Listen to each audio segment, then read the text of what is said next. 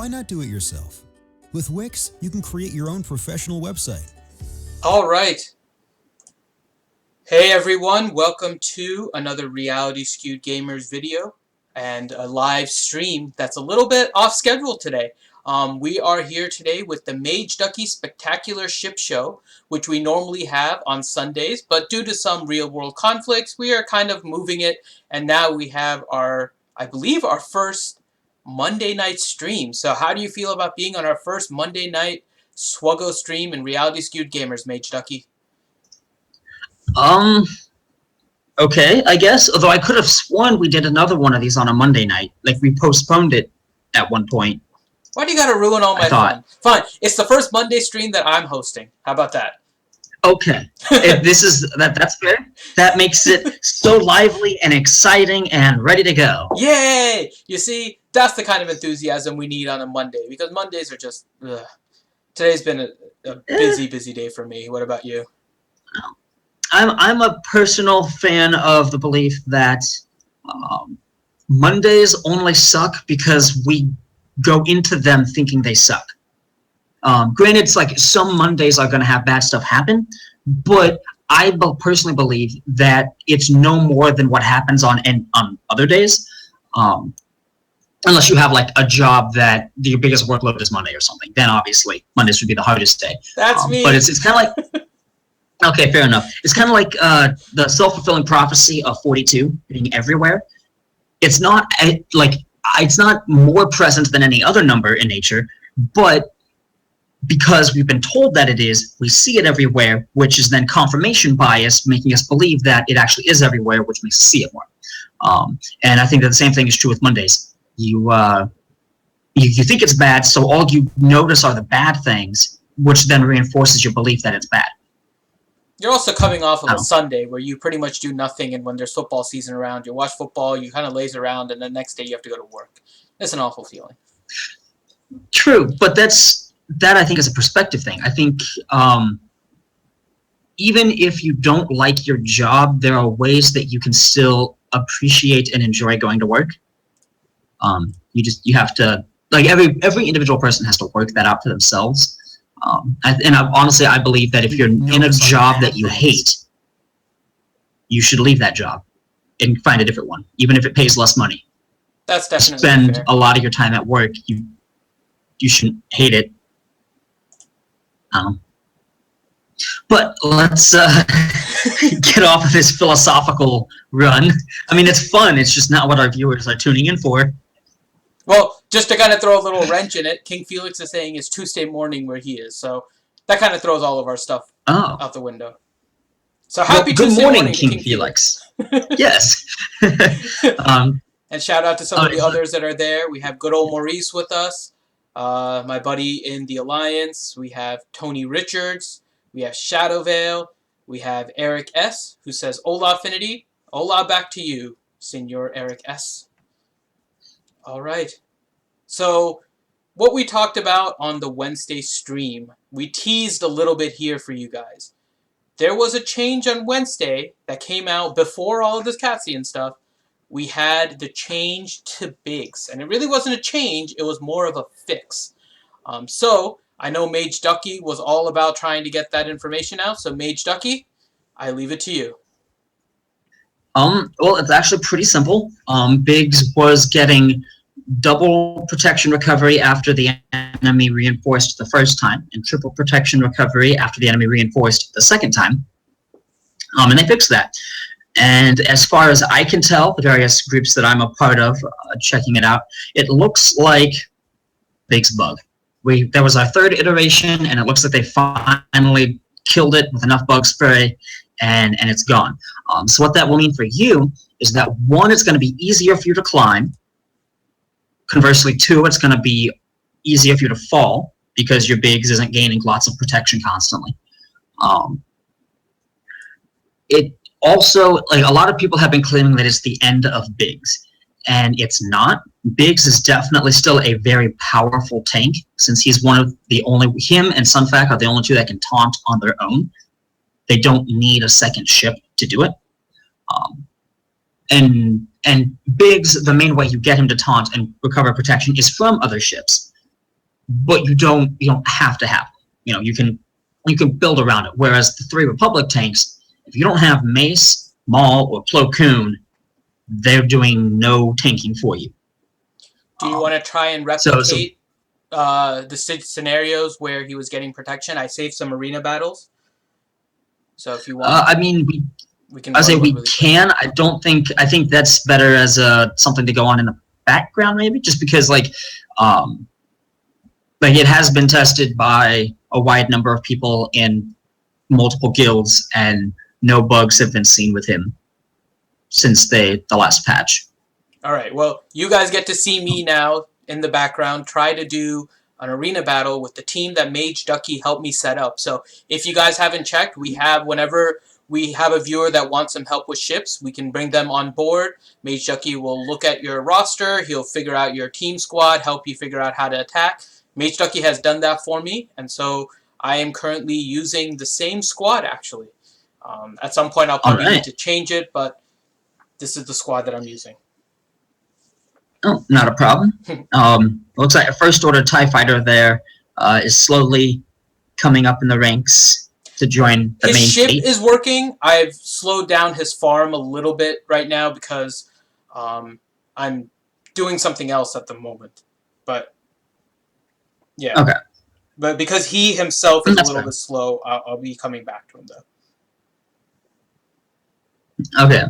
So by the way, everybody, make sure you do get your questions in on the live chat there. We are going to be answering those after we discuss Cassian's U-wing and watch Finn play some arena battles here. So I think, if you don't mind, Finn, I'm just going to go ahead and jump straight into Cassian. So first of all, obviously, it does have 3 characters to gear. 2 of the characters are really easy to 7-star, Cassian and K2SO.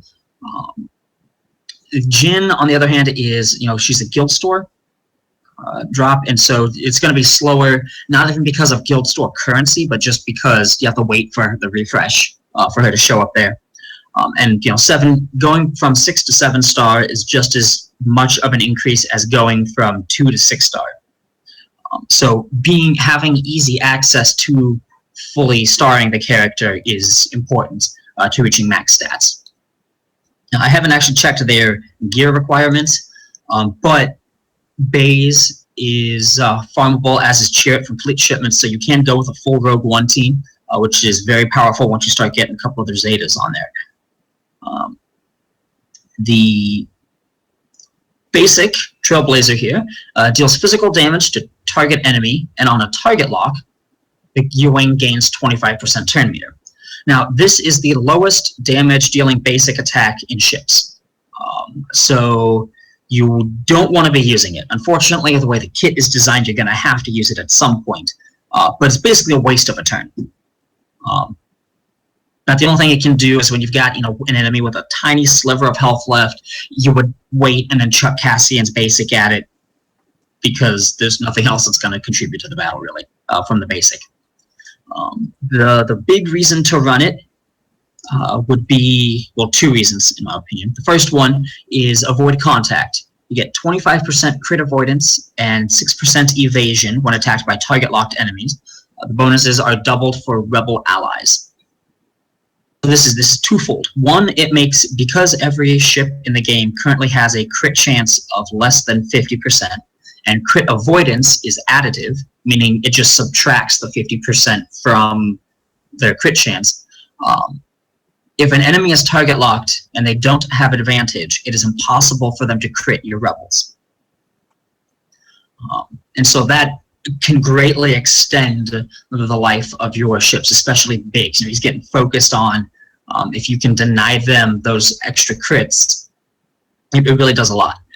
The evasion is nice, but it's not, a 12% evasion is not the greatest. I mean, you start out with 2, you go up to 14, so suddenly you're dodging 1 in 7 attacks.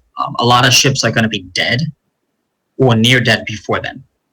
So on average, it's not going to do too much for you. It's kind of just the shriveled up cherry on top. Now, the big thing about it is that it's for target-locked enemies. So just chucking Cassian into your Wedge, Biggs, Ahsoka, JC fleet is not going to do you anything, because you need target-locked enemies in order for avoid contact to function. So you definitely want to be running Cassian with other ships that apply target lock, so that would be Biston's U-wing, Biggs, obviously because of the defensive aspect, TIE Fighter pilot, Vader, First Order TIE pilot, Boba, ships like that. Guerrilla Strike, the first special ability for Cassian Andor, is deal special damage to target enemy and calls a target ally to assist. Both attackers have an additional 20% crit damage. Under Akbar, the Rebel Fleet Commander, you're already going to get 40% bonus crit damage for the ally that's attacking out of turn. And then if they're a Rebel, you're going to get an additional 40%. So if Cassian's U-wing calls a Rebel ally to assist, you're dealing 250% crit damage instead of 150%, which is a pretty substantial boost in damage, especially when, because it's targetable, you can choose an ally that has advantage and guarantee that you're going to get a crit to capitalize on that extra damage. The assist attack itself deals roughly the same damage as Jedi Consular's assist attack, and it is special damage. Because most ships have more armor than they do resistance, special damage as a raw value is not as it's not terribly comparable to physical damage, just because they get hit with different amounts of damage reduction. But basically, if you just imagine how hard your Jedi Consular has been hitting, and Cassian's ship is going to hit just as hard. This ability is an offensive version of Jedi Consular, though, in that instead of granting protection up, you're granting crit damage. So he's the offensive version of JC, but then K2SO's ability, Threat Assessment, is is what makes Cassian's U-wing the defensive version of Biston's U-wing. Because he's got another irresistible target lock and tenacity down. It also strips turn meter, but that's not too big of a deal. You have the irresistible target lock on a 3-turn cooldown with a defensive orientation through the crit avoidance and the evasion and granting stealth. So it's kind of a blend between Jedi Consular and Biston. It doesn't have the protection up of JC. It doesn't have the speed from Biston, but it combines the two into a fairly unique package, I think. The last ability is Jin's. Dispel all debuffs on target ally and grant them stealth for 2 turns. If that ally is a rebel, also grant them 20% turn meter. Jin's is the one that you want to focus on the least out of the 3 abilities. I would say if you're going with this, you probably want to get K2SO to gear 8, get the -1 cooldown on the target lock. Cassian Andor up as high as he can be, just for the extra damage on the assist attack, because that's the only damage he's going to be contributing to the game, is that ability. So you want to make sure that it's dealing as much as it can. And then Jin would probably be the last one, just because it's not as influential of an ability. So the stats, it's going to be roughly the same health, protection, and armor as other supports. It doesn't stand out significantly in those areas. As a point of reference, the 5 tanks are the tankiest. Then you have Boba in Slave 1 as the 6th tankiest ship. Then all of the supports, and then all of the attackers last. So this one falls right in the middle of the roster. The speed, however, is pathetic. 136 if everybody is maxed out, completely, abilities, gear, everything. That is the second. So it's tied for the second/third slowest ship, tied with Sunfac. The only one that's slower is Kylo Ren, who is 133 when he doesn't get his speed boost from his unique. So Cassian's U-wing is not going to be activating very often, unless on the few times it does use its basic, it hits a target lock. But even then, the speed is sad. Would definitely like to have seen better speed out of it. One benefit is that it's going to be, especially under the AI, where the target lock is going to come out first, it's going to be contributing a target lock later in the fight. So by that point, Biggs is going to have already been taunting and is going to be targeted and beat up a bit. So there's going to be a later target lock to either refresh after Dispel or to just replenish some of his protection that he's starting to miss. Potency and tenacity, right in the middle of the road, nothing to speak about. Special damage is pumped up from the crew contribution rating because he deals special damage, so he's going to have a higher power than other ships. But once again, don't be misled by that. Power is not terribly definitive. Let's check in. I think that's pretty much it for stats. So, where do I see this ship? I definitely see it being viable and strong in an Akbar fleet, because most Akbar fleets are already running Jedi Consular ship because he has a powerful targetable assist attack that grants protection up. So a lot of people will use that on Biggs to give him extra protection that the enemy has to chew through. This one is going to do a similar thing with the assist attack, except be a more offense-oriented one. However, avoid contact is going to help keep your ships alive longer, your rebel ships. So Cassian is definitely very viable, very strong in an Akbar-led rebel fleet. In that fleet, I could see using Biggs, Biston, Cassian, probably first order TIE pilot, and then the fifth would be an attacker. TIE fighter pilot if you need the faster target lock on your shard. Boba if you don't, because he's going to have more damage. If your target lock proc chances aren't high because you don't have your ships completely maxed, Sun Fac could potentially work because he'll be doing that off taunting when the enemy is buffed. So yeah, that's basically it. So yes, for now. Based on what you're saying, though, because he's so slow and has a similar kit, I guess, not exactly, but somewhat similar to Jedi Consular, but he's a lot slower. Do you see him as a good starting lineup ship, or do you think he'd be better off as a reinforcement and coming in and just popping that assist off as soon as he's in? So the thing is I don't know for sure yet what the AI order is on the abilities. So I don't know if it will always target lock before it does the assist attack.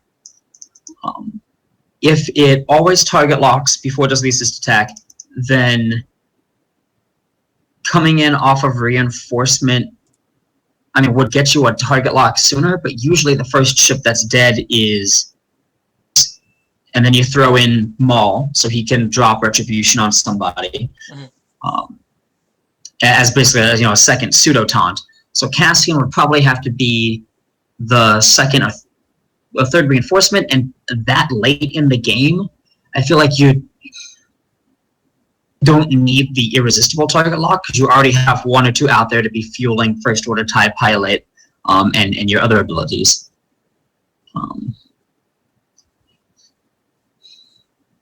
I don't know. He is in an interesting spot because of his speed. If his speed were better, he would be a guaranteed purchase. But because he's so slow,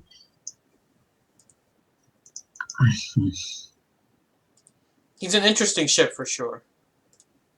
Oh yeah. He's and if you have money to spare, he's going to be a lot like Kylo Ren's ship in that on offense he will make the game more interesting because he offers a fairly unique kit.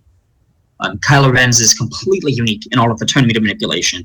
Cassian's is just a blending of Biston and Jedi Consular.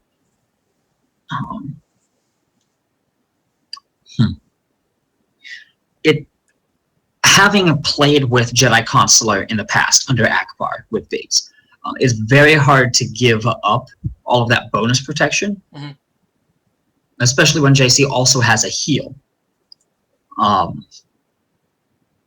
Yeah, his utility is awesome in this game. The problem with both of them is that they both have terrible basics. Yes. And so basically, like, they're both doing pretty minuscule damage. With Cassian's, I think was like 16k raw.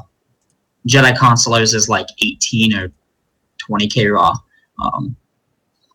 And so neither one is going to be doing anything with their basics. So basically, do you feed 25% turn meter to Cassian's U-wing on a target lock, or do you give defense up to a random ally? And then you're trading another source of target lock to try to help keep Biggs alive with healing Biggs directly with the protection recovery. Something I think that is definitely powerful is Jin's ability, because it dispels debuffs and grants stealth. With the recent changes to how stealth and taunt function, will not override a taunt. Mm-hmm. And so, like, you say somebody has dropped a target lock onto Biggs, and then their 5s has hit it and applied offense down, defense down, and dispelled your taunt. You can use infiltration tactics to clear everything, make it so that 5s won't dispel on his next basic, and then stealth Biggs until he gets another taunt and overrides. If he's currently taunting, then he'll keep taunting and you don't have to worry about the stealth. Right. So I think that infiltration tactics is useful because we don't have too many cleanses, especially not targetable cleanses. And then when you pair that with Akbar, you would have 2. Right. I don't. So I'm trying to go over in my head like how much of a splash of an impact I see Cassian's ship having. It's not going to be as influential as Biston because it doesn't have all of the bonus turn meter. Mm-hmm. It's not going to be as potent under and generically potent under Akbar as Jedi Consular is. But avoid contact, reducing crit chance for rebel ships against target locked enemies is going to be pretty big. It's going to, unless you're fighting other Akbars. I guess I should throw that in. Like if your fleet shard has a bunch of Bistons and a bunch of Akbars, Cassian's U-wing is not going to do a whole lot for you right now because advantage gives 200% crit chance. And so they're still guaranteed to crit. I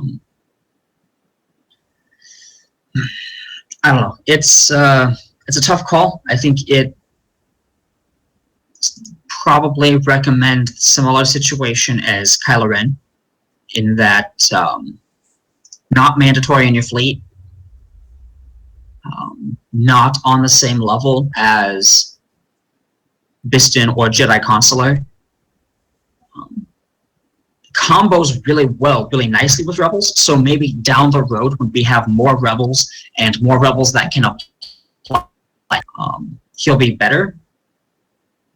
But at the present moment, he doesn't appear to be terribly influential right now in the current meta that we have.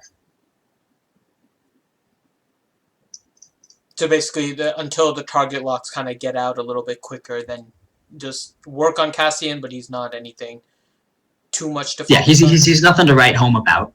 And down the road he could be.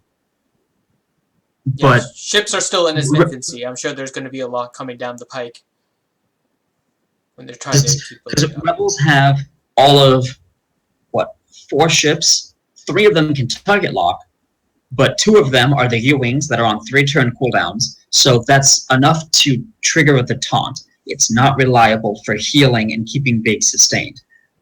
And then Biggs himself, who has to land a crit with like 34% crit chance or something like that. Mm-hmm. And then after that, gets to try to go for the resistance check. Sorry, 32.5%. My bad. I was off them. So,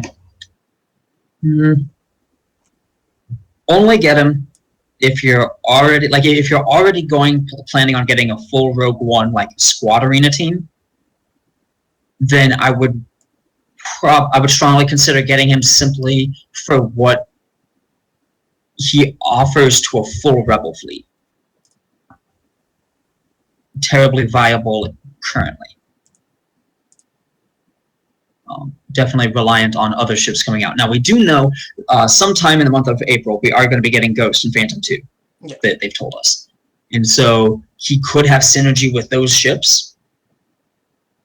We don't know. Ideally, we would find out about the ships, what their stats are, abilities, which characters are in which ships. Hopefully we find those out before Cassian's U-wing is out of the store. That way we can make an informed decision based on how it would synergize with short-term Rebels.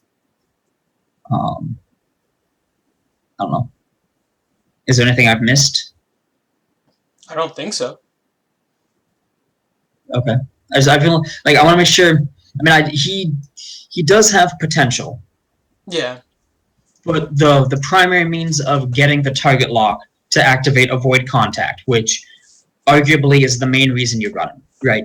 Mm-hmm. The assist attack is the bonus crit damage is nice, but it's on a 4-turn cooldown, just like JC is, and so it's fairly comparable to that. The irresistible target lock comes with tenacity down, but that's useless for the most part in ships due to how they have the potency and tenacity set up. So, except if you're Luke Thyrocker, I think it was, that was constantly getting his target lock resisted. That was... Yeah, well, see, that's streamer RNG. That's not. That was because some of them were just like failing the proc rate itself, yeah. And so when you miss a proc rate a couple times and then you land the proc rate, but it happens to get resisted, then it's like it all stacks up together, just to be really bad. So yeah, I guess my recommendation on purchasing would be if you're going for a Rogue One team in Squad Arena, if you're going for a primarily like long-term want, a primarily Rebel fleet in Ship Arena, get him. If you don't, well, see, everybody runs bigs for the most part. Yeah, I mean, he's pretty much the best like taunter in the game right now for anyone running. He's that's the most easily level up. He's easy for players that are getting their squad up. Most people already have big, so you have the pilot already set up. It's just a versatile person to put into your squad. True. Do you mind if I go on a mini rant about bigs and tanks in general? Go for it. Okay, so bigs is actually the squishiest tank. All the others have over 40% armor, so damage mitigation against physical attacks. Biggs has 33%. So it's like 7 to 10% less damage mitigation than the other 4 tanks. He has the lowest health, so he is the squishiest of the 5 tanks.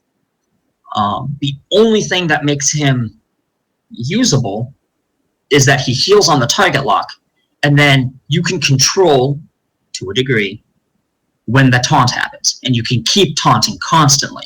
You build a fleet of ships that can target lock around him, and he's going to constantly be healing and taunting to avoid like dispels from Ahsoka, Vader, 5s, or just burning off. Right. The Sunfac is because if you're thinking about your fleet on defense, the attacker can choose not to buff. They can choose not to heal with Akbar. They can choose not to use Valor right away with Mace. They're gimping their own fleet to a certain extent with that, but they can get around Sunfac and then hit the vulnerable targets first, and then switch over to the normal rhythm, and after they've taken out the priority targets, and then not have to worry about the fight whatsoever. So Sunfac is a terrible tank by himself. He's only good when he's beside another tank, so that he's basically off taunting, to where he's going to be absorbing some of the damage from the primary tank to basically extend the primary tank's life. Right. That's his main role. Or is to come in as a reinforcement when the enemy is probably already buffed over the course of the battle. The 3 Republic tanks cannot taunt on their own. They're useless for their job unless you have Plo, Mace, or Maul. Now Maul is kind of universal, so I'm going to go ahead and leave him out of the consideration because you can drop it on anybody, and it actually, the retribution and protection up actually functions decently even on squishy ships like TIE Fighter Pilot. Focusing just on Plo and Mace. Mace locks you into 1 fleet commander. So you miss out on Akbar's flexibility, you miss out on Tarkin's aggressiveness. You don't like, so you're already like starting to focus in on a particular kit and a particular play style. Plus, he's a pretty terrible Jedi, and so now you have to commit to gearing up somebody who's not really useful anywhere in the rest of the game. I'm really hoping he's getting a rework soon because he really needs to be better than what he is in game. But continue. That would be a separate. So no, I really hope he is. No, yeah, you're good. And so the problem I think with ship diversity right now and ships getting stale and not being as interesting or engaging as maybe they used to be is because with only 5 tanks. Sorry, let me rephrase. It's not the number of tanks. 5 out of 23 is still decently good. The problem is the number of taunts. You have Biggs, who taunts on a target lock. You have Sunfac, who taunts on a buff. You have Plo Koon, Mace, and Maul. So you have 5 means of taunting, one of which constricts you to a specific fleet commander, one of which requires you run a specific ship, Plo Koon, that would prefer to be used with Republic tanks simply because of the added bonus of dispelling any debuffs and giving it protection up. And so, protection up, protection recovery. I don't remember. And so, if you're not running a Republic tank and you don't want to run Mace, suddenly you have 3 options: Maul, who's extremely slow; Sunfac, who you can't control; or Biggs, who is naturally an earlier character that you're going to have geared up high from Squad Arena. He's a pretty common ship in both Fleet Store and Galactic War Store. So Biggs is kind of the natural go-to for most people, even if they're not running a target lock fleet. So the problem with this is then you for the most part, have 3 fleets kind of come out of this. You have Biggs with a target lock fleet, you have Biggs with a hodgepodge fleet under Akbar, and you have Biggs or Republic tanks under Mace. There's not a whole lot of diversity there. Even though we have enough ships to make things fairly diverse and interesting, we don't have means of protecting the soft targets on the backline. Your Poe Dameron, TIE Fighter Pilot, your Biston's U-wing, stuff like that. You can't protect them very easily. So you're forced to go to one of the few methods of protection that you can get, and that by itself, in order to get that to function as well as it can, you're then limiting what you can do with the rest of your fleet. About how do I keep Biggs alive? Because he's my best chance of keeping everybody else alive. So that's also good and bad, right? Because right now there's no real one dominant ship or anything to kind of keep that taunt running for the entire time. Kind of makes it an even playing field for a lot of players, whether pay to play or free to play. I mean, that's strictly balance and poor AI decisions due to the more complex nature of ships. It's ships are fairly balanced, honestly. It's bad for ships. It's not good to only have 1 primary tank out of 5.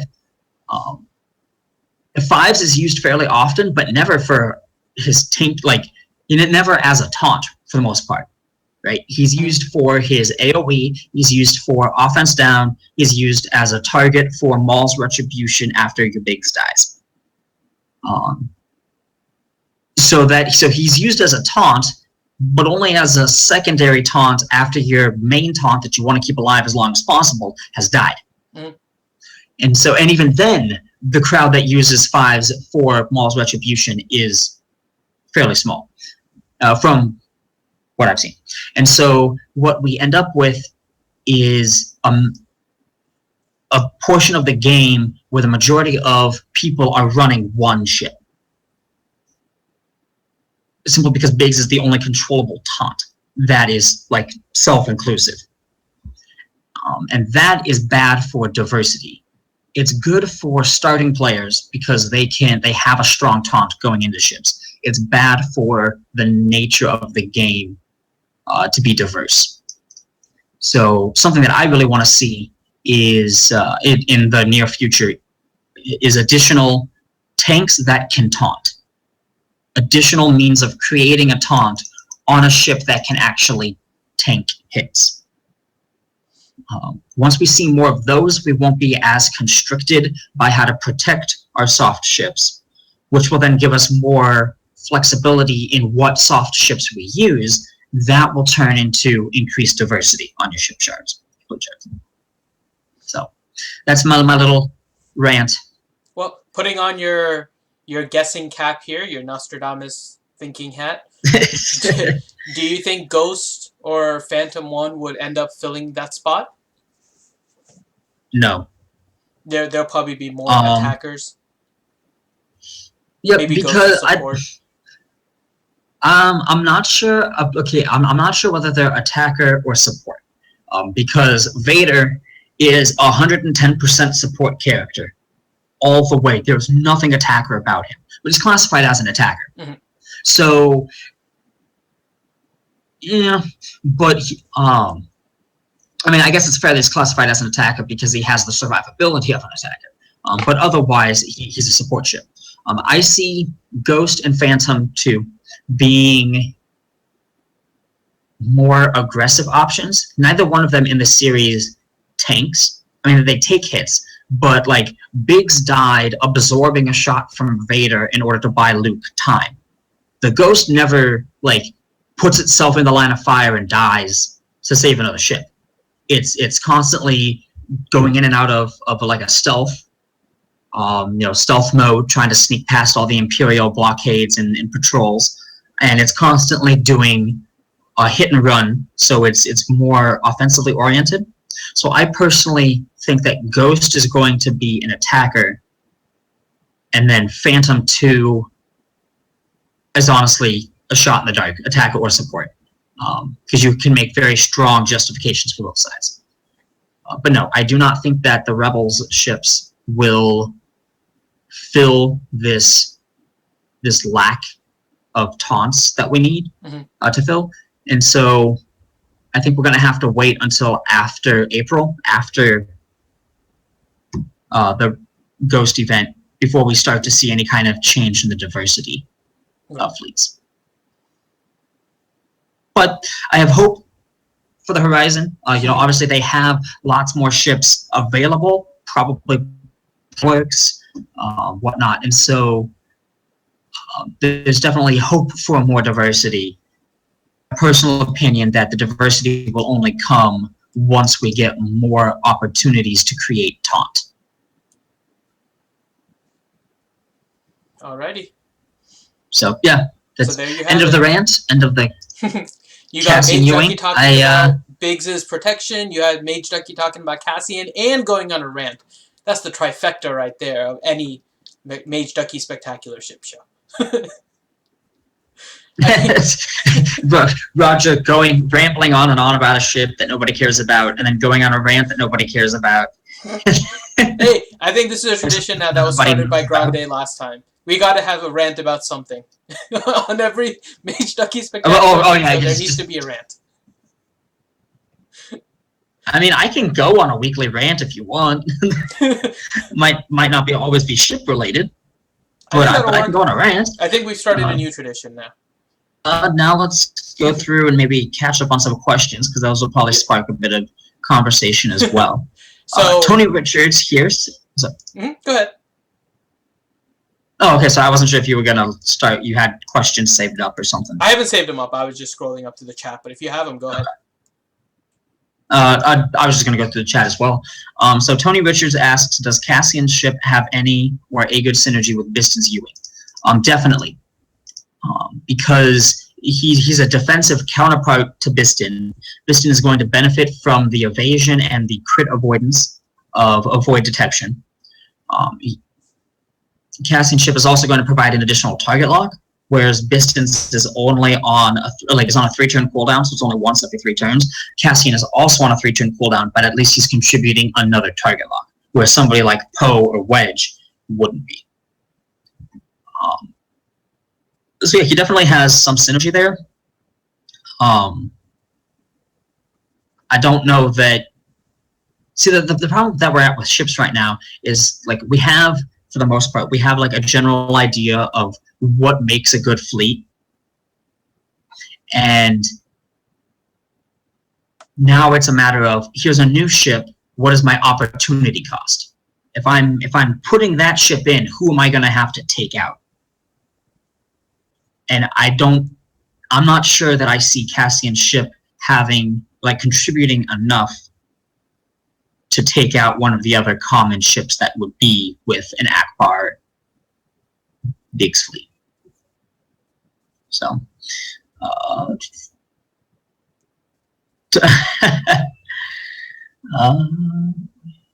so I now have to scroll through to find, oh, okay, Shadowvale. Is it the end of Akbar and rise of Mace? No. Akbar is definitely still very strong. He's not as strong as he was while Biggs was broken. But he never should have been that strong, so it's unfortunate that we got used to him being that strong. But Akbar is definitely still viable. He still obviously has the most flexible kit. He's still the one that is most able to keep Biggs alive because of the protection up from the various assist attacks available. This is probably going to gain him some popularity because people are going to see the Biggs fix as being a nerf to Akbar, but he's definitely still viable.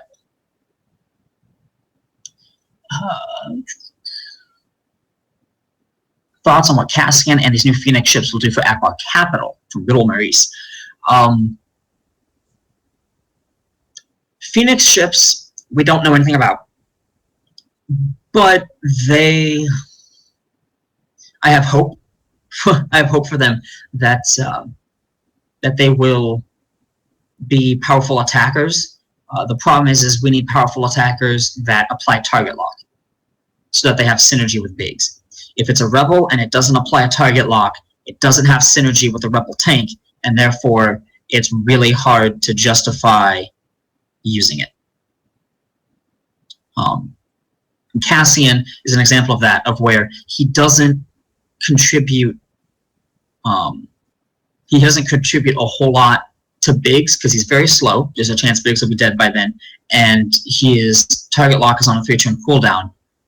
So it's hard to justify putting him in because there are other ships that would keep Biggs alive better. However, I think that depending on the Phoenix ships, I think that they will make Akbar very strong, and they'll make full Republic fleets very strong as well. Currently just like scrolling through looking for a question mark itself and using that to like figure out what the questions are. So, there was a question from King Felix shortly after that. So he asked, that's when I just ran into. Well,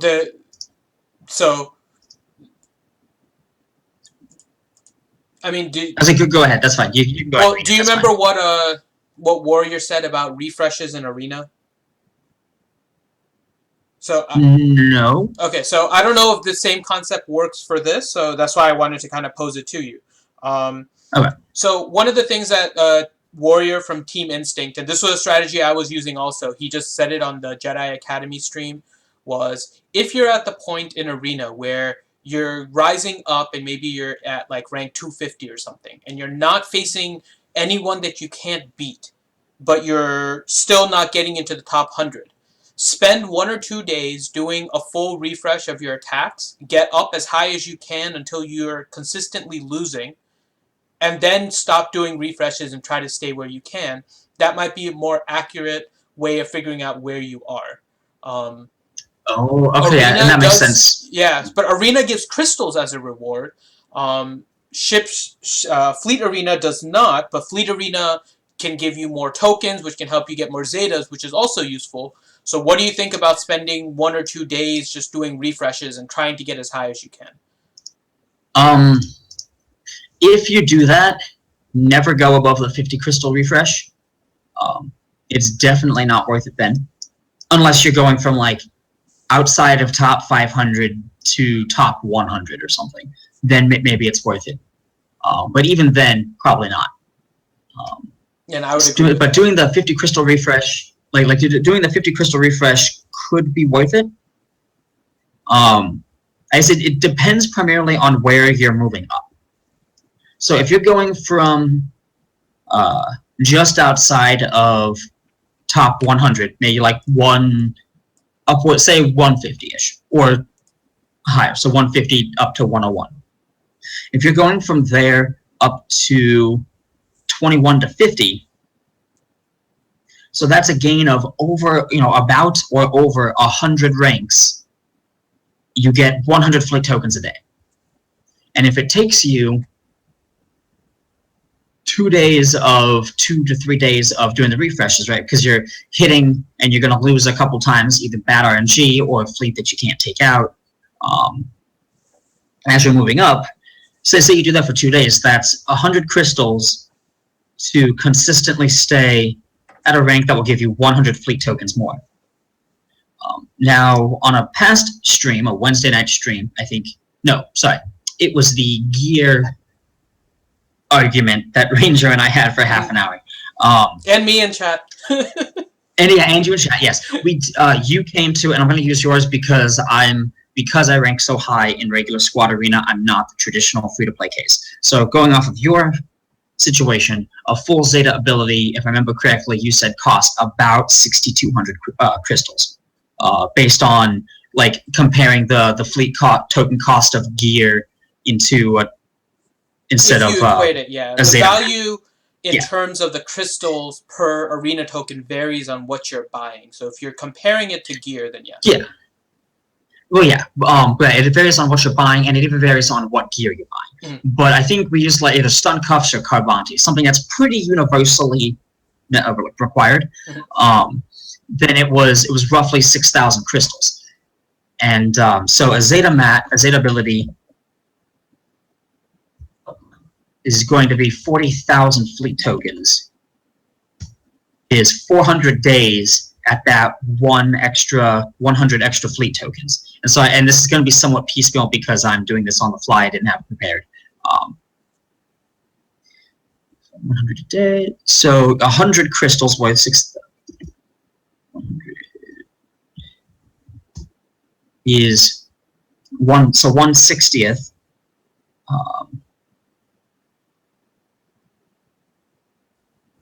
So I'm not entirely sure what I'm trying to do here. Yay, math on a live stream. I love math. I really do. I'm like, and I know what I'm trying to do. I think I know what you're trying to do. The cost of a Zeta is about 2,000 fleet arena, and you're gaining 100 fleet arena per day. Per day now. And if you equate a Zeta to about 6,000 crystals, then 100 is going to be 1/20th of that. So it'll be 1/20th. Well, yeah, 300. So it'll be about 300 if I'm doing it correctly. Well, yeah, the 300 crystals per fleet token. Yeah. Or sorry, per Zeta ability material, the individual material. If you're equating it to that, which equates to gear, it'll get complicated. But you're increasing your crystals kind of through fleet arena tokens is the overall gist. through the fleet arena tokens. The question is whether or not it's worth it. Because that 100 crystals is 1/60th of what it would cost you to get the Zeta mat. The Zeta ability upgrade. But the question is if you can stay up there. So if you use your refresh, like on the first day, and you can stay up into the next rank, and you can maintain that, then it'll be worth it. If you can use it a second day, and you can go another rank, and you can maintain that, it's worth it. But if you use a refresh, you get up into a rank, you get a payout, and then you drop again, and you need a refresh to get back there, then you're basically just going to keep on canceling out your own gains, which is essentially it's the same thing that happens in Arena. Because Arena, once you get, I believe it's above the top 100, when you use a refresh, you're trying to go into the next category because it offsets that 50 crystals that you gain in rewards, and then you try to stay there. But if you keep on dropping and going up, your rewards end up being the same. And so I guess if you're only going up, so like I'm looking at the reward tier here. If you're going up from only one tier to where you're only getting 50 tokens, I don't think it's worth it. If you're able to go up either 1 or 2 tiers to where the difference in consistent, steady payout without a refresh is 100 tokens, it might be worth it. If you can do it within a couple days of jumping from the 800 to 1,000 tier, or the 1,000 to the 1,200 tier, then it is definitely worth it. Because that's half of a like a blueprint shipment or a character shard shipment right there every day. Right. Dang it! Now, as soon as the stream is done, I'm going to want to go do more math and then post on the video about it. Just because there definitely is, and like Carbantes or stun cuffs. They do have slightly different conversion rates because Carbantes are they're only 8 energy, so they're not as like efficient of a use for crystals in the shipment, regular shipments. But there's definitely like a definite yes or no based on what tier you're jumping up to and how many days of refreshes it takes you to get there. Right. So there's 2 questions that you'll have to answer, and I think Mageduckey will agree. In terms of using refreshes to try and get up, it's not a bad idea to try it, but there's 2 things you'll have to make sure. 1, after the first day that you do it, are you able to move up into the rank, into a new rank? And were you losing any battles? So that's the first question. And then second, overnight, did you drop to the point where you would need a refresh to get back up to that category? If you can maintain a category after the first day of refresh, you're going to pretty much make up that cost. And then it may be worthwhile to try another refresh on the second day. Again, only 50 crystals. I wouldn't go beyond that because then it becomes really inefficient. So just on the second day, use your 50 crystals, see if you can jump up to the next category, see if you start feeling resistance or whether it's just the number of attacks that you think is slowing you down. And if you can maintain that category, you're good to go. And then you may want to try the third day. But again, if you're dropping down and you have to use a refresh to get back up to that category, it's not going to be worth it. You're going to offset the cost by the rewards anyways, so you're just going to be wasting crystals. So. Yeah. And I think a third question, like I do agree with both of those, a third question, or at least consideration, I would add to that, is what tier you're going up. If the payout is from top 20 to 50 into the top 11 to 20, where it's only 50 token difference, it's not worth it. I personally don't think it's worth it even to spend the 50 crystals to go up, because I believe that if it's that close, over time you're going to naturally like edge up toward there anyway. Right. If you're spending all 5 of your attacks every day, you're focusing on fleets, making sure you're attacking the vulnerable targets, going as high up as possible. If you're a little bit lower in ranking and you're going to be seeing 100 to 200 fleet token gain, then I think it's worth it. Yeah. So it matters if you can get a payout, a higher payout with your crystals. It matters if you can maintain that higher payout without using crystals the next day, and it matters the difference in payout rewards. So yeah, it's one of those very subjective things, very case-by-case basis. And avoid doing stuff like I've done in Arena. I haven't done it yet in Fleet Arena, but I can remember there were a couple of days where I used a refresh just to re-attack somebody on my Arena shard. Don't do that. That's just bad. Revenge attacks are fun, but they're a waste of resources. They are. They do have their place, though. Yeah. If you're, regardless of where you're at, because I tend to float around top 10, top 15 overnight. But even if you're top 150, top 300, if you're facing the same general group of highly active people, all the time, then it can help to show, like, every time they hit you, you hit them back. Mhm. Over, so long as it's not like moving 2 spaces or something. Over time, you can show them it's not worth it to attack me, and then in the future, that's one less person to bump you. Mhm. Now, it becomes less relevant the farther down the list, the rankings you are, simply because there's a wider range of people that can hit you, so teaching a lesson to one person is not gonna do anything for you, really. It also becomes the same at the other end also. Because once you're at the top, there's only so few targets that you're going to attack. It doesn't matter if you're going to be active. They're still going to attack you to try to get that spot, usually. Actually, that's not true. For about a 2-week span, I noticed somebody who has a payout before me would always hit me to climb, because I was one of the easier targets. But then they'd hit the top, I wouldn't mess with them for their payout, then I would jump up to first, beat them for first for my payout. Mhm. They wouldn't bother me. It was fine. But I was tired of them climbing on me and basically making me have to use an extra attack. So there was about a 2-week span, thankfully it was over spring break, and then a little bit of wiggle room on either side, where I monitored Arena constantly. And especially because he only moves within a 3 to 4 hour period in the day, ever.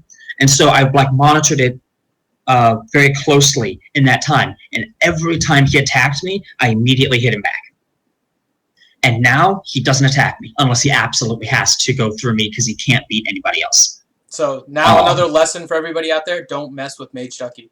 He will stalk you and then attack you until you regret it for the rest of your life. I mean, I try not to be terribly vindictive, but kind of. There are a couple people on my fleet shard that we stopped now, I think, because we have different payouts and it doesn't really matter too much because pretty much anybody can win on offense. But there are a couple people on my fleet arena shard where they also will just always hit me to get into their top 10 spot. And I would always be like, nope, as soon as I see them up there, I hit them back. Just constantly. And I don't know about the second guy, but the first guy doesn't hit me anymore. So it's I don't know, it's kind of one of those where you can teach people to not hit you, as bad as that sounds. You got to train these people. They're all like dogs. Smack them on the nose and they know not to attack you. It's not nothing at all. It's just showing them that you care about your ranking, you care about not getting hit, and so you are and there's one person on my shard that always hits me back right away. And so I've learned if I have to, I'll climb through them, but if I don't have to, I'll try to go around them simply because I don't want to waste my attempt on them. So I don't know. It's could go well. It could turn into them and 3 of their friends on the shard ganging up on you and you getting screwed. It could go either way. So definitely, just viewer discretion is advised. But we have King Felix here asking. He runs a Mace target lock fleet with Vader, TIE Fighter pilot, First Order TIE pilot, Slave 1, and Biggs. Mwah, love it. He's got Scimitar, Umbaran, Starfighter, so 5s, and Wedge as the reinforcements. Currently places around 50. But he wants to move into the top 10. So suggestions. First of all, he has another TIE Fighter pilot and First question, by the way. It's a couple lines down where he further says, down. Yeah, he has it just a couple lines down, I think, from that, where it says he's not having any difficulty beating everyone, although they're getting harder. Okay. It's a very strong team. It has a fast opening to secure the Biggs taunt. When maxed, TIE Fighter pilot plus First Order TIE pilot combined have a 90% chance that at least one of them will land a target lock. And then, of course, we've got Vader with the follow-up guaranteed target lock, Biggs with a solid chance of target lock. Slave 1, my bad. So I think that the fleet itself is just fine. In order to grow, so that the big thing about TIE Fighter pilot and First Order TIE pilot is that they're the second and third fastest ships in the game. But only when you invested the gear and the character shards farming into them. And so that's definitely something I find that one of the team that I have the hardest time against that I can actually reach in Fleet Arena is a fleet where his wedge goes before my first order TIE pilot. Okay, that should not ever happen, but there's such a disparity in the crew rating crew contribution rating because his wedge is so much better geared and is 7-star, whereas my first order TIE pilot is not as geared and is only 6-star right now. So I just can't win because I can't get the target locks out there fast enough. So those two I would say would be pretty important gearing and starring up. Make sure you're farming first order TIE pilots, hard nodes, both of them every day.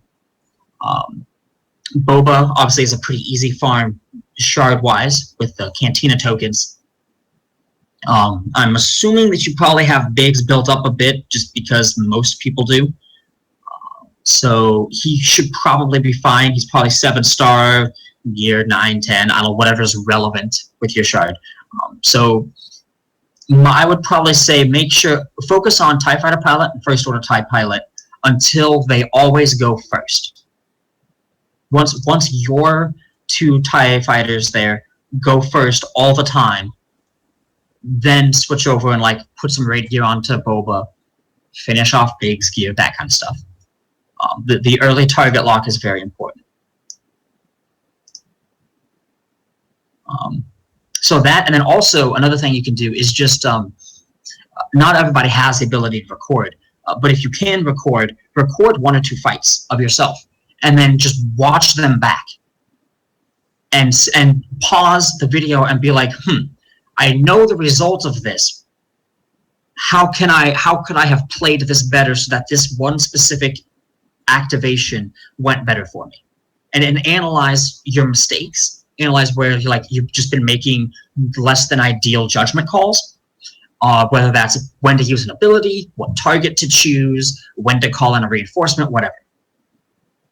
And then using that alone, you can often jump up several ranks just by getting better at attacking on offense, so that the tough fights become easier and the unbeatable fights become beatable. Yeah, other than that, it would probably have to be a very specific, look at your shard, analyze what do they have, what specifically is needed, kind of a thing.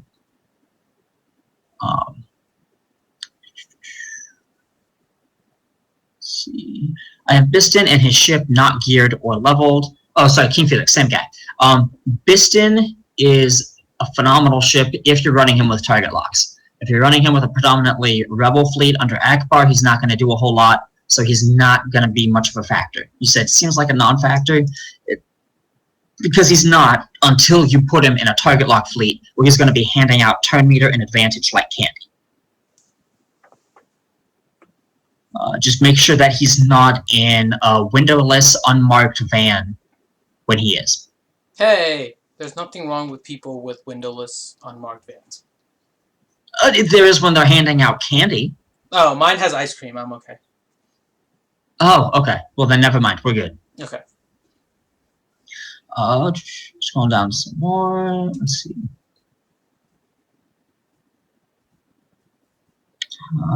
Hey, King Felix, want to come on the show today? Because another question of his is he has both TIE Fighters maxed. Which one should be a starter? If you're choosing between, if for the ship that Biston would replace, I personally choose TIE Fighter Pilot as the replacement simply because First Order TIE Pilot, since you're handing out all of those target locks, he's getting a lot of extra speed. He's putting out a lot more damage than TIE Fighter Pilot can. And so he's going to be doing more work for you over time, assuming the two are fairly equally geared and starred. If, however, you find First Order TIE Pilot is not getting a target lock off very soon, like the very first action in a fight, you may need to swap in TIE Fighter Pilot just because he is naturally faster. And so he would be able to contribute an earlier target lock. Yeah, he says later on that both his ties are 7-star and gear 11. Oh, wonderful. In that case, yes, definitely go for First Order TIE Pilot in the starter fleet, just because again, he's going to be getting all the bonus turn meter from hitting target locked enemies. He's going to be putting out more damage than TIE Fighter Pilot can put out. He is overall the better ship. TIE Fighter Pilot has a little bit more synergy with Tarkin, but not really, and he dodges, so on defense, he can be annoying for people. They might choose to avoid him versus focusing him down like they do on First Order. So there are some differences, but in general, First Order TIE Pilot is better. Let's see. Oh yeah, there they were talking about the Ghost and the Phantom. Yeah, we're running a skeleton crew here. There's 2 of us. It's me and Mageduckey. Normally, you see me in the chat and collecting questions, so we're catching up. Yeah. Yeah, which is not a problem. I don't know. Like, I'm okay with a slight lag because we didn't have a roster review. We didn't have. This is a bit more of a chill, relaxed stream. Yes. I'm okay with that. Oh boy, Grim, I'm so sorry. Okay, so Grim says, back for a minute. I bought a mega pack and unlocked Episode 7 Falcon. What are your thoughts about the Falcon, Mageduckey? So my first thought is, congrats. Wait, 1 second really quick. I'm going to add that King Felix was also hoping for a rant, so I'm hoping we can combine both Grim and King Felix's in one response.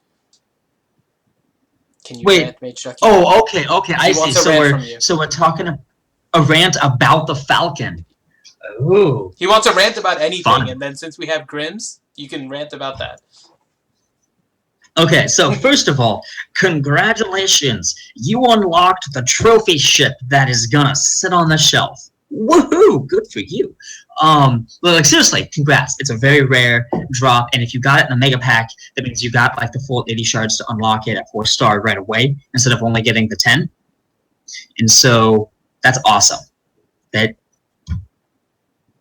great. The unfortunate thing is it's a trophy ship. And it's not even the trophy ship that people want, right? Because everybody wants the Episode 4 or the Episode 6 Falcon, and we don't have that. So the problem with the Falcon is that it has an interesting kit when combined with its stats. Let me open it up here in swgoh.gg. So thrust reversal recovers protection, gains 3 stacks of the thrust reversal unique buff, which grants 4% evasion per stack. 1 stack is lost on taking damage. At the end of a turn, 1 stack is consumed to gain 100% turn meter. And then the basic and the Finn's crew ability both deal like additional damage based on the number of buffs that they have.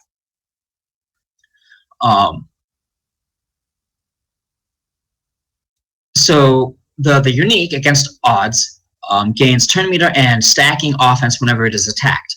It doesn't have the health to survive getting hit enough times to where that offense bonus is going to stack into anything substantial. When attacked, it also inflicts target lock on its attacker. Okay, that's great. Again, it's not able to survive too many attacks. I mean, like 6 to 8 attacks or something like that before it's dead.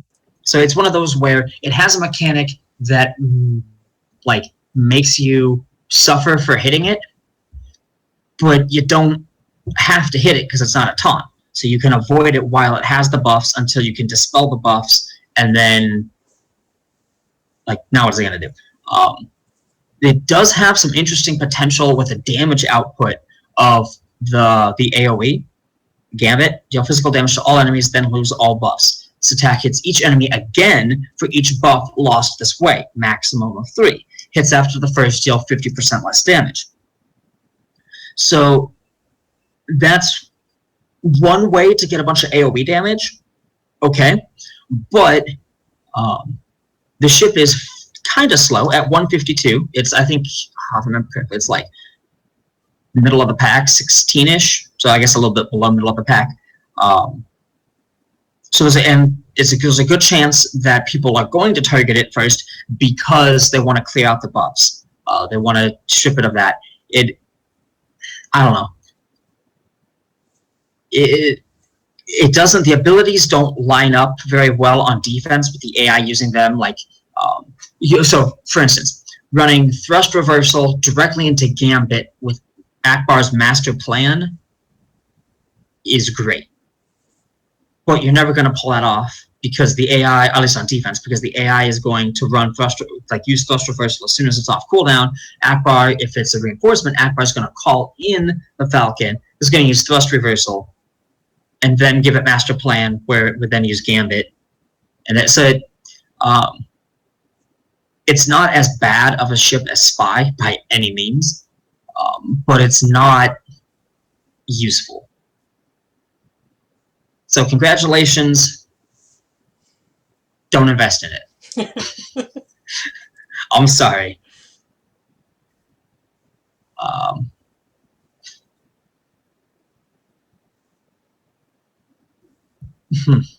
Plus, another problem is that it's unlocked, but at 4-star, it's only going to be doing, what's that, 6, 5. It's only going to be doing 1.15 crew multiplier, crew contribution rating multiplier.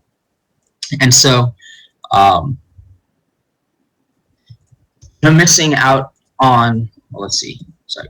You're missing out on 23.4% of your max crew contribution stats simply because you can't get it any higher without completely wailing out. So that means it's not actually going to be going middle of the pack speed. It's going to be one of the slowest, like at just 4-star, even if everything else is maxed, it's going to be 139 speed. So that's going to be one of the slowest ships in the game.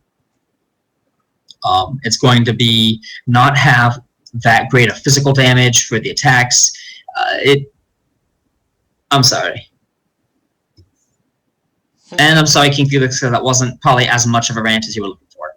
Well, did you see Grim posted something really quick? He was thinking maybe with Scimitar or Plo Koon's Force Taunt, or with Rex's and Plo's Protection Healing, maybe it would work.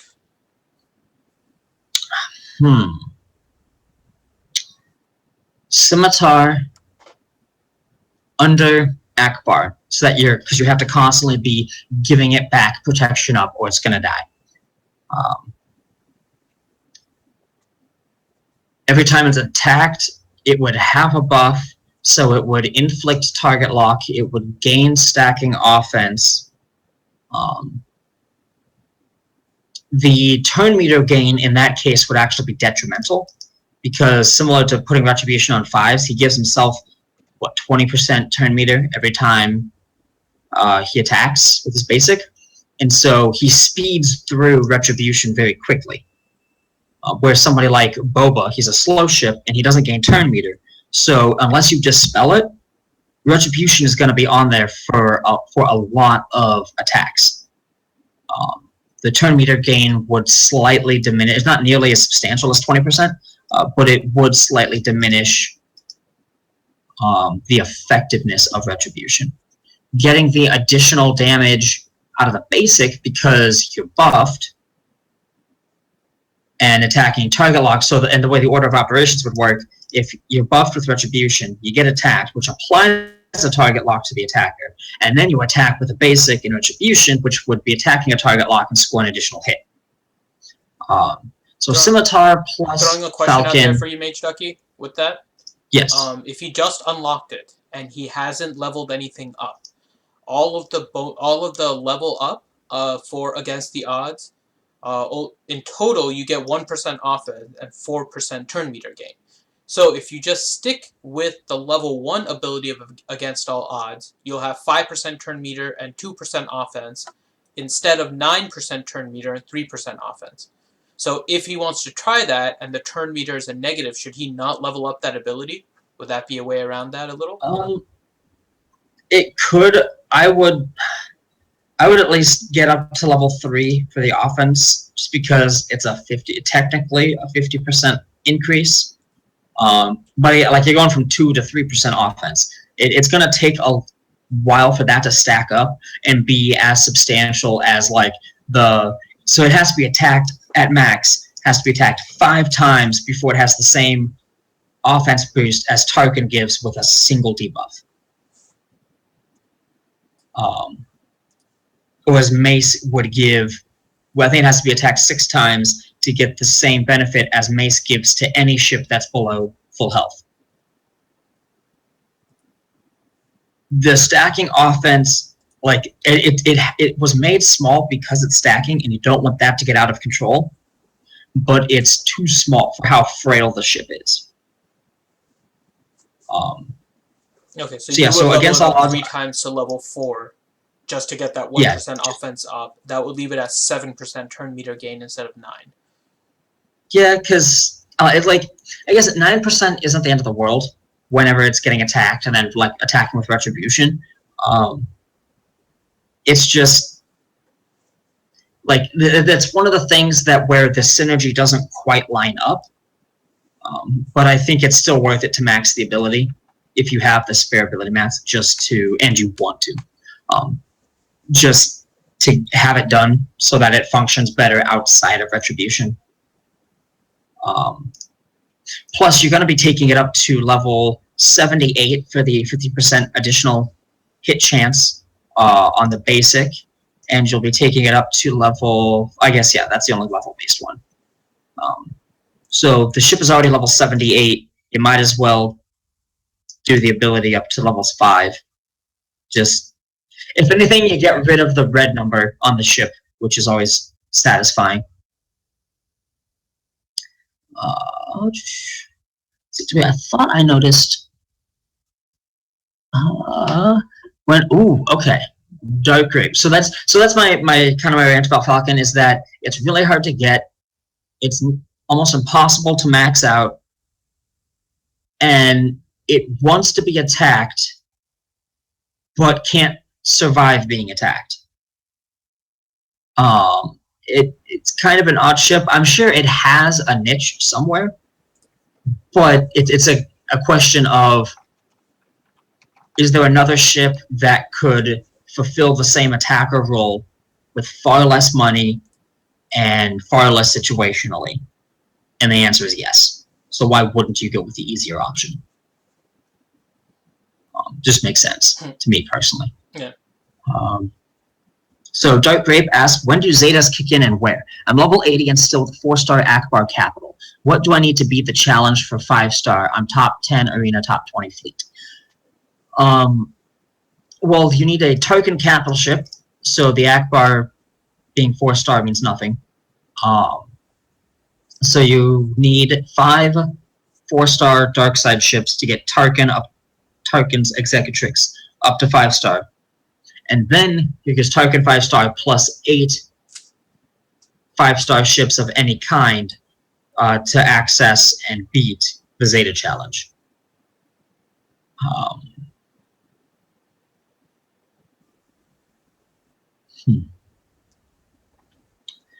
If you're looking specifically for the Akbar challenge itself, what to beat it, unfortunately, I get that question almost every week. Questions about challenges and how to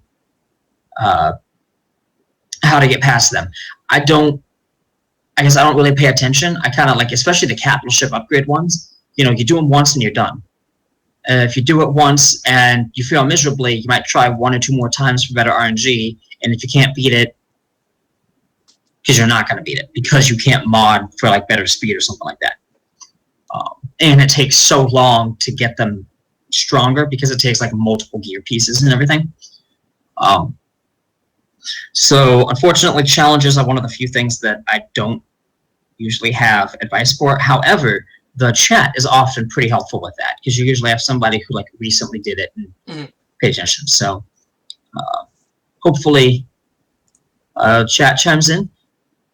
If they don't, I guess one piece of advice I would give is that when you start the battle, try it a few different ways, like targeting a different ship, using a slightly different ability order. Find something that creates a desirable introduction to the fight, an opening to the fight, and then once you find that, then always go for that and restart when you don't get good RNG. So, for instance, with the Zeta challenge, I unlocked it, and then the first day that I unlocked it, I couldn't beat it. I had to wait until the second time around, which sucked. I hated that I missed out on the opportunity there. But when I found what I had to do is I had to burst down Wedge and kill him, so that Mace reinforced the first turn.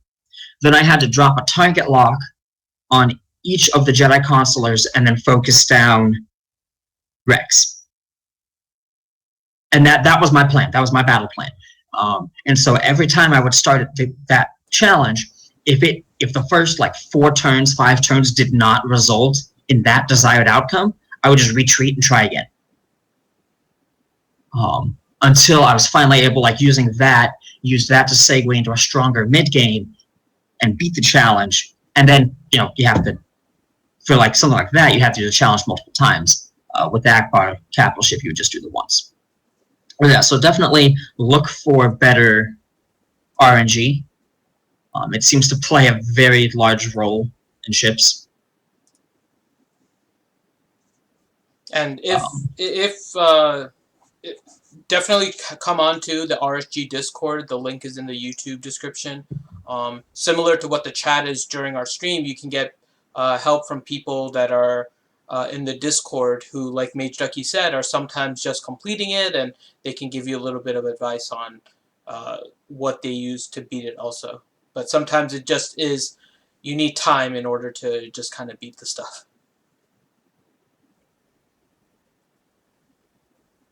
Yeah. So, yeah, I guess that's it. We ran out of questions, ran out of rants, ran out of discussion on I know, U-wing. you went rant crazy today. I think there was a total of 3 rants today.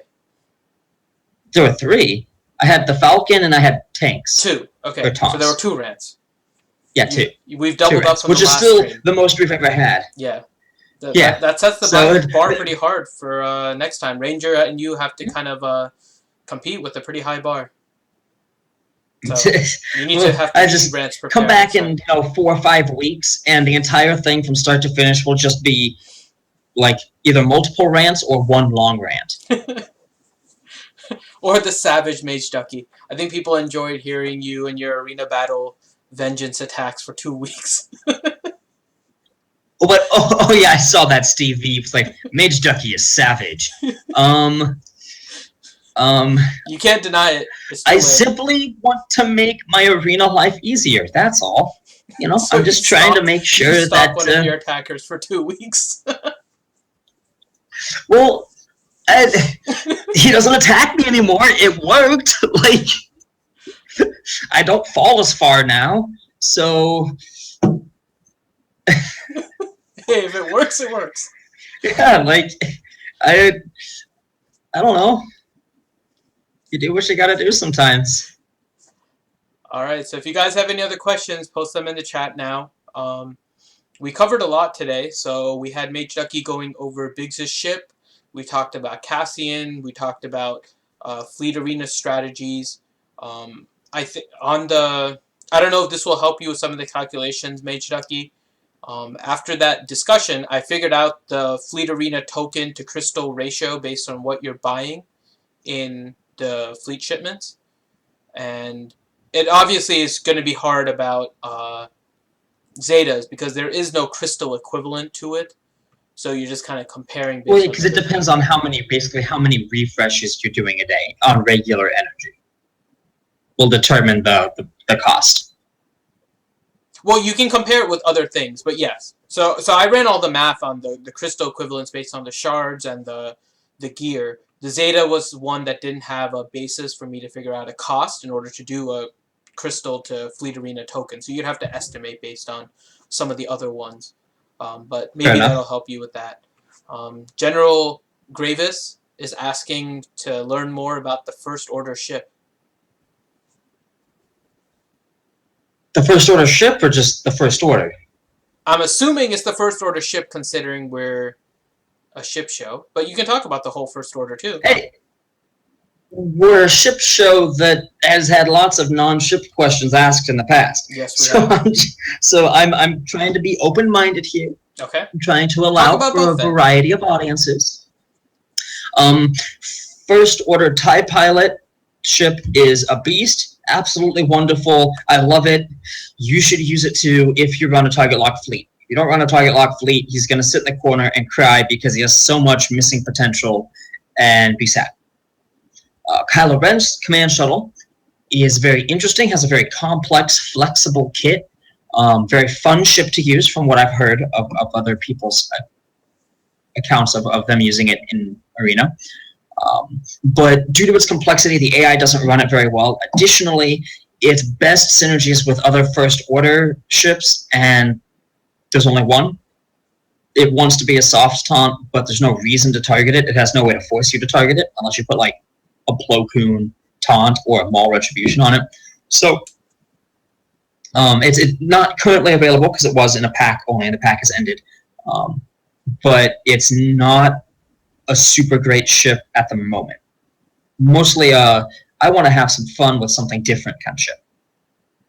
First Order as a faction, I'm not going to get into the lore because I personally, I mean, they have Kylo Ren and his temper tantrums. Oh, so there's that. Smithy D's not here. I'll do it. Kylo Ren. You what? Smithy D's not here, so I had to do it for him. Kylo Ren. Oh, okay. Fair enough. In the game, like a full Zeta First Order team requires 4 Zetas, I believe. Is very potent. It's very dangerous.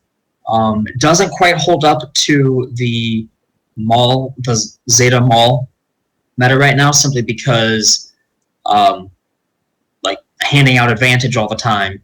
And if they're stealthed, they get crit immunity. If they're not stealthed, critting them will make them stealth and give them turn meter. So it's kind of countered by Zeta Maul. Again, what I hear, it's a lot of fun. I'm free to play, so I don't Maul with it. The problem is it sucks on defense. AI doesn't play it properly at all, and First Order drops. If you're competing at the top, like, for example, if you're fighting up at the top, it's all going to be about your speed mods. And that's why everyone uses Zol, because then you have the RNG of evasion that kind of plays into play there. First Order teams can make it to the top and get #1. Even against Zol, although it's not the best matchup because of the advantage and the critical stealth given by Maul. But I have seen First Order beat Maul regularly. The problem is they drop a lot more than Zol teams because you don't have any real RNG factor to it, and the AI plays it awful. So that's the so a lot like the Zeta resistance, Zeta Finn led resistance. Yeah. Where like if the AI would target exposed characters, it would be a whole lot better. But they don't, so it's not. Yep.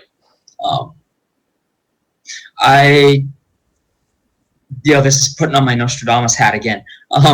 I foresee us getting more First Order ships, but not until Episode 8. At least August, if not September, October timeframe, to coincide with the movie. Yeah. Now, when Episode 7 first came out, we didn't get like Finn and Phasma and Poe and stuff like that until I think like right before the movie came out. With Rogue One, we got Shore Trooper back in early October, late September, something like that. So my guess would be probably September to October timeframe is when we'll see the next First Order ship. Or anything new Which is quite some time. Probably. Yeah, or anything First Order. So, and they just had a rework, so they're not going to get touched again. So they're General fun. Rivas says, thanks for the informative review of the one and only worthy faction in the game. If only. I know one of my friends is really in love with First Order. When we both started playing back in November of 2015. January 2016 is when we started. And when we started playing, he fell in love with First Order, and he farmed them They didn't turn out the way he wanted until now, and they seem to be a lot more viable, so he's happy. But yeah, First Order are decent now. The one and only worthy faction in the game, definitely not. No, and to me, it's like it's one of those that where it is a lot of fun. I personally wish that I could use it, but as free to play, I don't have the hard node farming, like speed farming, and the massive Zeta count to I don't have the resources to get something just for fun. I have to. That's the free to play lifestyle. You have to be cautious on how you spend. Yeah, and focused primarily on competitive stuff. If you want to get lots of crystals and stuff in Arena, which I do, then my first and foremost consideration on every decision is how will this affect my Arena ranking. And so that means sometimes I don't get to do stuff that I want to do, but that's part of the fun. I think, it's weird saying it's fun not having fun, but, the resource management side of it and having to carefully plan out what you do, I have fun with that. Because you can, at the end of a period of time, you can look back and say, see this? I worked hard and I achieved. There's progress. I like that sense of progress and achievement. So. Yeah, I mean, if let's just throw this up there then. Who do you think is the most, I'll say important, because best is kind of going to be hard, but which one do you think is the most important faction to work on in the game right now? And you have a lot of different options, but... I was like, what the crap? What are you talking to me about? I don't know. So Gravis has put his money behind First Order. If you could go behind one faction, which one would you take? Yeah, and he says he's chilling top 5 daily. That's great if you can make it work. I don't have the 4 Zeta ability upgrades for him. I haven't touched First Order Stormtrooper at all, so I can't jump on that wagon. If I had to choose a single faction... We have Jonathan Nye saying Jedi. King Felix is saying Empire. I've been running Darth Vader Zeta. And it's a lot of fun with Sidious and Nihilus, who aren't Empire. So Boba, who's not Empire. Yeah. No, because I also got Boba, I've got TIE Fighter Pilot, I really like Baze. I recently unlocked Chirrut and Kenobi. So Chirrut is Gear 9, Kenobi Gear 7. Working on those. I don't know that there is any one specific faction that's, the most recommended or anything. I would go with Scoundrels. Give me the credit heist and give me crit chance mod challenges. I am good to go. Those, yes, but you need speed challenge for speed mods. You don't really need speed mods. You're better off with speed secondaries and then working on other ones. Yes and no. It depends on. You're better off until the rest of your shard has been farming speed mods for a while, and they switch over to a bunch of speed mods with equivalent speed secondaries, and then everybody is faster, and now you're behind the curve for a couple months while you farm up to catch up to them. That's true. That's I'm starting to be in that position. I'm not quite in the 2 month. I'm more in about 3 to 4 week lag period, so I'm trying to catch up there. But I would still go with Scoundrels for the credit heist. If you're not able to do the credit heist, you're going to be horribly stalled in this game compared to others. Yeah. So I don't know. There's the dark side has definitely been emphasized lately.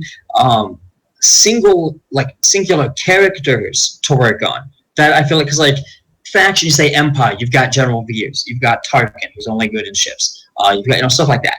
But if I can focus on just a single characters or duos, Chirrut Baze combo is powerful in basically everything you put them in, and they're now farmable. You have Kenobi. Baze is farmable, but I don't know how easy he is. Sure it is. Baze is farmable, and but the thing is as a tank, he doesn't need to be 7-star. Chirrut wants to be 7-star because he's an attacker and he gets a lot of his damage. Baze does not get the majority of his health from stars, so you can he needs get him from shipments to unlock if you're starting him from nothing. Or you, in you Or can you have to augment use that with a crystals. few shipments. Yeah. With arena crystals, which you have to see. I think it depends it's on your still status in the game too. Yeah, If you're placing high I would like definitely you do are, so it's that more like viable. yeah, Chirrut and Base together are very good. Rex, Rex is even now starting to curb the Zeta Maul meta, and is countering that, and he's countered crit metas in the past. So Rex is great all around. Boba is very strong. He's a great utility character. He's actually dropped, if I remember correctly, he's dropped a little bit out of the meta report. Maybe not out, but he's dropped down. He started to drop down. Nihilus and Chase ended up coming up a little bit more because people are getting him. He's still, I think Boba and B2 are probably the best plug-and-play characters. They can pretty much be put into most squads and still be pretty good. So he hasn't lost that, but people are focusing more. Yeah, nice thing about Boba, I mean, unfortunate thing is that he's tough to gear, but he's pretty easy to start up. B2 is the Cantina node that you might be using to fuel the tokens to get Boba, but B2 is, he's viable at 5-star gear 9, even if you're in a shard of, 7-star gear 11s. Obviously, he's not going to be able to survive as long. He's not going to do nearly as much damage, but his utility, the Relentless Barrage into AoE Dispel with buff immunity, that still exists. Yep. And so you don't have to get a max to use him. Rex and Boba, you need a maxed because you need them to be able to survive and do damage and stuff. Boba, not so much. You don't need to super max him. I think Boba you could go pretty well at gear 9. Rex you might need 10 at least. Nope. Boba, on an October shard, where we're about a month ago, we started getting to the point where most people had gear 10 and gear 11. My Boba was gear 9, and he did nothing. If you're all the way at the top, obviously then you're going to be competing with people that are all geared out and stuff. Yeah. The other thing is that gear 11, he gets plus 12 speed from gear, and that's the same as a 7th mod for most people. Because most people have low to mid-teens on the majority of their good mods, and so that right there is an extra good speed mod secondary that you don't need. And so that can definitely make a bit of a difference if you're trying to put Boba first or second for the ability block on their cleanser. So Rex, Boba, Chirrut, and Baze together. Nihilus is phenomenal. He's got an irresistible, uncleansable ability block, because ability increase, not block. He's got the insta-give, he's got Dispel on basic, he's as tanky as Sunfac. Nihilus is another good one.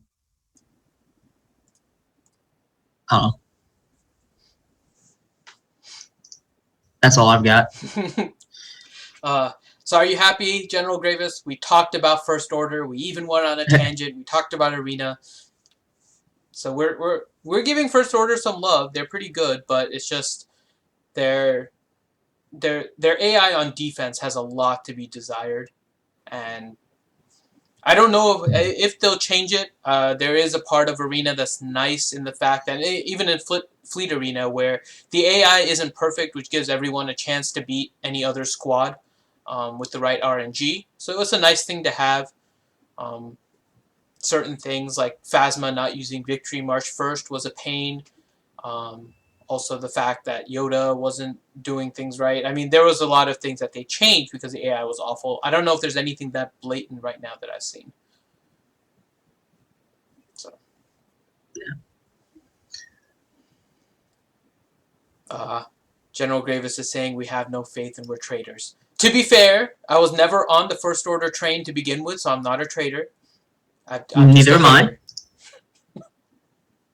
I'm not a hater. I just don't have the resources to go after it, and I don't care because my Zeta is doing decently well. And where it lacks against Zal, I have Chase and Kenobi coming up. So. That's good. Well, I think that's, I don't know about you, but I think that covers most things. Yep. So I think we can go ahead and end the stream here. So please make sure that you like our video if you guys like what Mageduckey talked about today. So we went over a lot of different things. Please subscribe to our channel so you can get notifications of when we are streaming and when we upload videos. Normally, the Mageduckey stream is on Sunday at 8 p.m. U.S. Eastern Time. However, with real life stuff, we changed the schedule today. So if you guys are subscribed, you'll get notifications about that and you'll be able to log in and see our timer. We have a bunch of new things that we're working on in swgoh. In addition to our live stream on Wednesdays, we have the Mageduckey, and we're doing some stuff outside. We're also doing the Rangeduckety. Do you enjoy Rangeduckety, Mageduckey? yeah, basically I get to run around killing demons and having fun teaching Ranger about Diablo and listening to you talk about your bonus XP fetish and you know. So Rangeduckety is a video series that we're doing about Diablo 3. We're working through the campaign and we're posting videos up there. So check those out if you guys haven't. Go to our website. We talked about a few things that are on the website already. One of them is the cost of crystals per fleet token. Essentially, it's the conversion rate based on what you're buying. So the math on that is on our website, realityskevedgamers.blogspot.com. So go ahead and check it out. Also, make sure you follow us on our Twitter, where you'll get notifications about when our streams are starting. Anything else you want to promote, Mageduckey? Nope, not at the moment. Everything else that I'm working on is currently under wraps, kind of still in the development process, so sometime in the future. Alright, so for the hater that is me, Finity, and for the savage Mageduckey himself, this is Reality Skewed Gamers signing off.